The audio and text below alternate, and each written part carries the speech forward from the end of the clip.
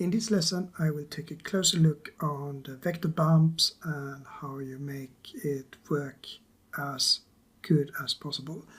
So to do it I will first create a tile wall, and I start by dragging from the UV and select scale.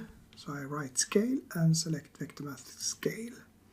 Put it to 10, so we have 10 tiles on each direction. And then I will add an add node, so I write in add and put those first two values to 0.5, and then I add a fraction, so I drag out and write fraction, put that in here as well, and then we do the normal with subtract and multiply. So first subtract like that, and 0.5 in it, and then I copy this by pressing Shift D and select multiply and write this value to 2 here. And now I separate this, or I do an absolute first, so I do a Shift D for copy and put in an absolute here, so we get the same in the left side as we get in the right side of the tiles. I've not explained so much when I did this because you have seen it or you will see it in a lot of other lessons that I have. So I just do the tiles very quickly so you get something to work with. And then I use a smooth min, so Shift A, go to converter and select math, and I will use a separate first, so I just drag this out and write separate XYZ, and take this to smooth min, and take the X and the Y, and if I just put this into the base color and go to render view, you can see we have some type of tiles, and now I will just flatten them out a bit, so I add a map range, so Shift A, converter and a map range, and if I put that to like 0.1, it is almost flat like this, and I can change the distance a bit to get more squared corners here. Okay, so now we have that in, and you perhaps know that if we use bumps, then a bright color means that it goes up and a darker color means that it goes down. So now we have to create a brighter or darker color here in a good way. And an easy way to do is just to take floor from this scale and then use a white noise texture to get different colors. So we do that, Shift A, and then I use converter, vector math, and I select floor. See if I can find it, floor, and then I take the scale to the floor, and here I use the texture for white noise, so I just drag and write white noise, so we have that in, and we change that to 2D like this. And if I just take this white noise texture into the base color of the principle, you will now see that I get different colors here, so that should then mean that we get different heights on our tiles, so they go a little bit out and a little bit in. So we can connect this one to the maximum here, and then you can see that now we get a nice shading here, because now we can, the maximum here can then differ a bit, so it can be a little bit higher and a bit lower. So now all we need to do is put in the bump in the end here. So I press Shift A, and then I select vector bump and put the normal to the normal, and I take the value from the map range into the height of this, and then I take down the strength a bit, and I take down the distance a bit, and then we also need using the same colors here. So instead of using this, I just do first greater than or less than, and after that mix RGB over the color.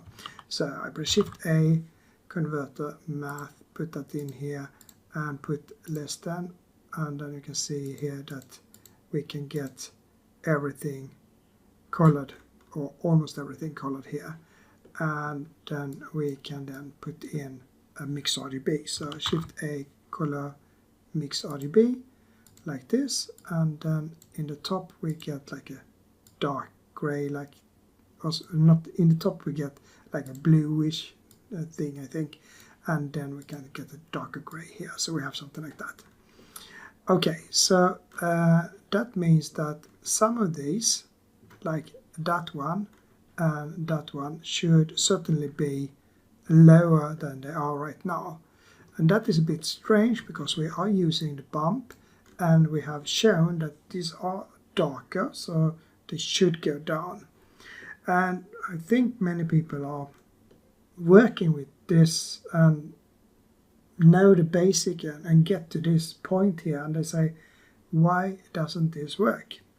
When it comes to bumps, often less is more. So if we just check the height here, then the height and or the difference between the height and the lower part here is not that much when it comes to the distance here. So that means that we like maximize it very quickly. So what we should do is more to decrease the difference between the min and the max here that we are using, so we get a softer grayscale or not so much of a difference between the white and the black. So let's just add in a multiply here that we take with a really low number and see what happens. So Shift A, converter, math, and then we just put this to multiply, and then we can just take it down a bit. And now you see when I take it down like this, so it's 0.1 instead, you can then clearly see that this is now going much more down than it did before. So now you can see that, okay, this is going down, this is going down, and those are going down, and perhaps you can see some of the other ones is going down a bit as well. Could be sometimes that you have to adjust the light because the bump map is depending on the direction of the light, but still you can see that this is visible. You can see that it goes down. So use a smaller value and it will work.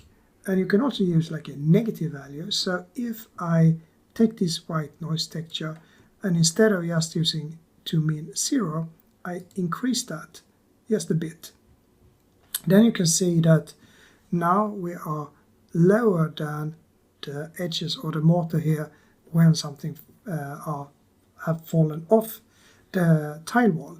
And now it's really visible that these parts here are then the ones that have been falling off. And you can also now perhaps see that these here is a bit softer than these are. So these are also a bit lower, and you can then change the value here to increase or decrease this, but always work with very small numbers. So I can even go lower and put 0.05 or something. It will still be that it goes up and down, and it will be more efficient, or you will see it more clear, even if you use a very, very small difference between the heights of this.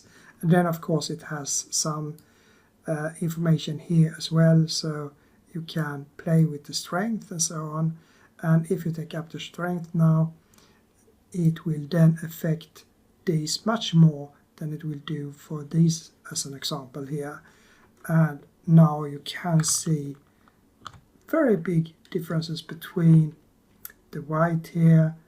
These are somewhere in the middle, that one is really high up, and so on, compared to what we had in the beginning, where we hardly saw any difference at all between these. So if I just look at it now, I can see that this one is above the highest, this is rather low, here we have really low value, and here is also some low, and here it's high, and so on.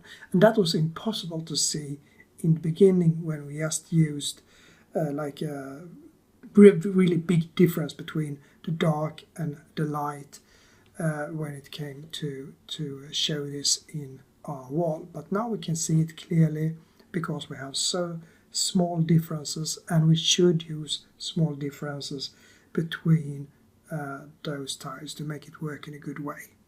So that is what I would like to show you in this lesson. So because I have seen it so many times that people just put in information and they know that the dark value should be lower, so instead of decreasing as I did now, they increase it and they still don't get anything, because you should go the other way around. You should decrease the difference between the values and not the opposite. So hopefully you have learned something in this lesson as well, and as usual you will see me in the next one. So I just say bye for now.